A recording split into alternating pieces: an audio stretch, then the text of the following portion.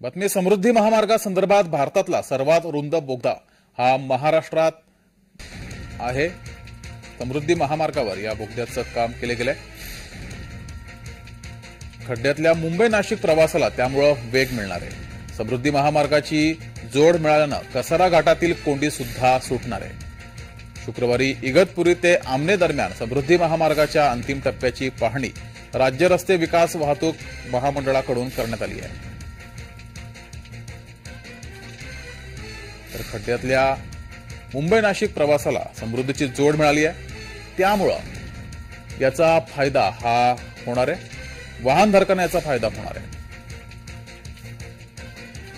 सध्या मुंबई नाशिक प्रवास करताना 3 तासाचा हा प्रवास आहे, मात्र 10 ते 12 तास लागतात।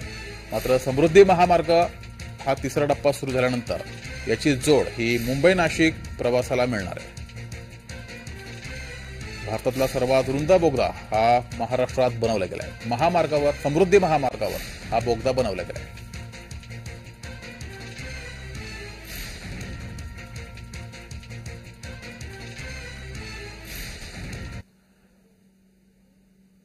तर शुक्रवारी इगतपुरी ते आमने दरम्यान समृद्धी महामार्गाच्या अंतिम टप्प्याची पाहणी राज्य रस्ते विकास वाहतूक महामंडळाकडून केली गेली।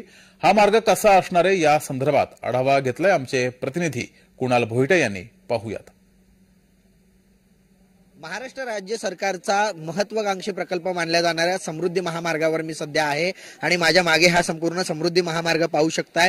इगतपुरी ते शहापूर हा संपूर्ण रस्त्याचा लोकार्पण सोहळा जो आहे तो लवकरच होणार आहे आणि या संपूर्ण महामार्गातील हा जो समोर आपण भुयारी मार्ग पाहतोय हा महाराष्ट्र राज्यातील सर्वात मोठा आणि भारतातील सर्वात रुंद असा हा भुयारी मार्ग आहे। आणि आपण जर पाहिलं तर या संपूर्ण भुयारी मार्गाचं लोकार्पण जे आहे ते लवकरच होताना पाहायला मिळणार आहे।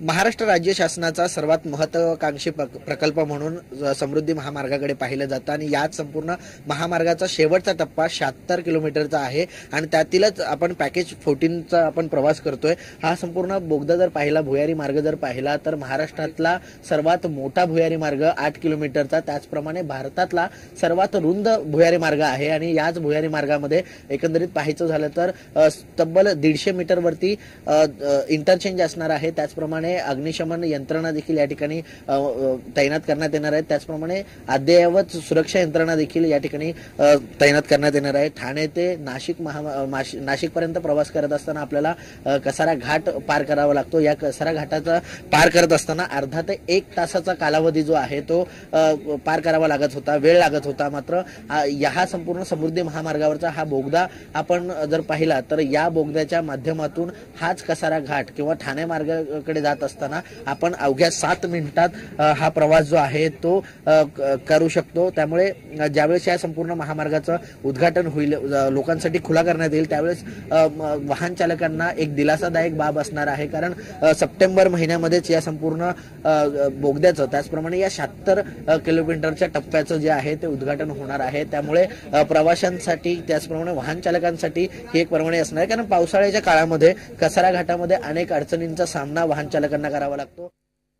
हिंदू हृदय सम्राट बाळासाहेब ठाकरे महाराष्ट्र समृद्धी महामार्गाच्या शेवटच्या टप्प्याचं काम हे जलद गतीने सुरू असलेलं पाहायला मिळत आहे। मी सध्या याच शेवटच्या टप्प्यावरती आहे आणि हे जे ब्रिजचं काम आहे या एका बाजूचं काम जे आहे ते पूर्ण झालेलं आहे, तर दुसऱ्या बाजूचं काम जे आहे ते जलद गतीने पूर्ण होताना पाहायला मिळत आहे। सप्टेंबर अखेरपर्यंत हा संपूर्ण महामार्ग जो आहे तो प्रवासासाठी खुला होणार आहे। नागपूर ते मुंबई हा संपूर्ण प्रवास जो आहे तो सुसाट वेगाने जो आहे तो प्रवाशांना करता येणार आहे। एकंदरीत हा जो संपूर्ण ब्रिज आपण पाहताय याचे पिलर आपण जर पाहिले तर 80 ते 85 मीटर उंच हे पिलर जे आहेत ते बांधण्यात आलेले आहेत। डोंगर पोखरून हे संपूर्ण पिलर जे आहेत ते बांधण्यात आलेले आहेत। 80 ते 85 मीटर म्हणजेच 25 ते 30 माळ्याची बिल्डिंग इतके उंच हे जे पिलर आहेत ते बांधण्यात आलेले आहेत। त्यामुळे हा संपूर्ण 76 किलोमीटरचा टप्पा जर पूर्ण झाला तर मात्र संपूर्ण समृद्धी महामार्ग हा प्रवासासाठी सज्ज असणार आहे। नाशिक ते ठाणे हा देखील प्रवास सुखकर होणारच आहे। मात्र